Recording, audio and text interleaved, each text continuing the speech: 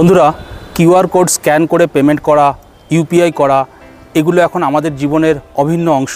আমরা চাইলেও এড়িয়ে যেতে পারছি না। কিন্তু এই ইউপিআই আসার সাথে সাথে আমাদের জীবনে কিন্তু অনেক সমস্যাও তৈরি হয়েছে। অনেকের অনেক রকমের প্রবলেম হচ্ছে। তার মধ্যে একটা প্রবলেম হলো ইউপিআই ট্রানজ্যাকশান ফেল হয়ে যাওয়া।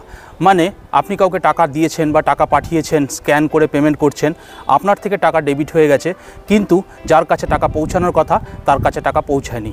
এই প্রবলেমটাও আমরা ফেস করছি। এছাড়াও ইউপিআইয়ের মধ্যে অনেক ফ্রড হচ্ছে, সেগুলো নিয়ে আমি অনেক ভিডিও করেছি। আপনারা চাইলে একবার স্ক্রল করে দেখে নিতে পারেন। বন্ধুরা, আপনাদের সবাইকে ওয়েলকাম সমাধান সূত্র উইথ অভিজিতের আরেকটা ভিডিওতে। বন্ধুরা, আমি আপনাদেরকে আজকে জানাবো যে আপনার যদি এই ইউপিআই ট্রানজ্যাকশান ফেল হয় তাহলে আপনি কি করতে পারেন যাতে আপনার টাকাটা আপনি রিফান্ড পেয়ে যান। দেখুন, প্রথম হচ্ছে ইউপিআই ট্রানজ্যাকশান ফেল হলে নর্মালি 24 ঘন্টার মধ্যে টাকা কিন্তু রিফান্ড হয়ে যায়।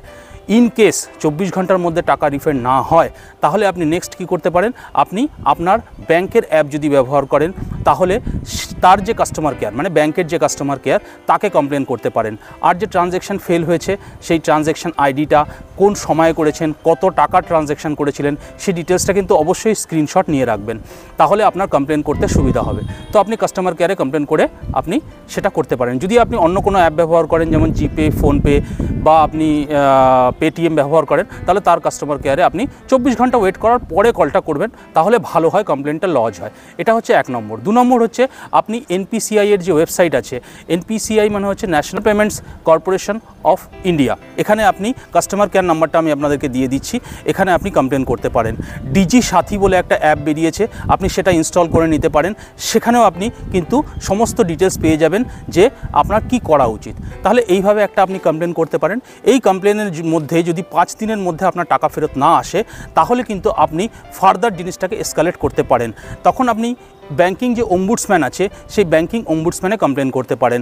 ব্যাংকিং অম্বুডসম্যানে যদি কমপ্লেন করার পরে 30 ডেজের মধ্যে আপনার টাকা রিফান্ড না হয় তাহলে কিন্তু আপনি ফার্দার এটাকে কোর্টে নিয়ে যেতে পারেন, আপনি কোর্ট কেসও করতে পারেন। দেখুন, আপনার 10 টাকার ট্রানজ্যাকশান করলেন কি 100 টাকার করলেন কি 10,000 টাকার করলেন সেটা বড় কথা নয়। ট্রানজ্যাকশান যে কোনো অ্যামাউন্টের হতে পারে, কিন্তু এটা আপনার টাকা, আপনার কষ্টের টাকা।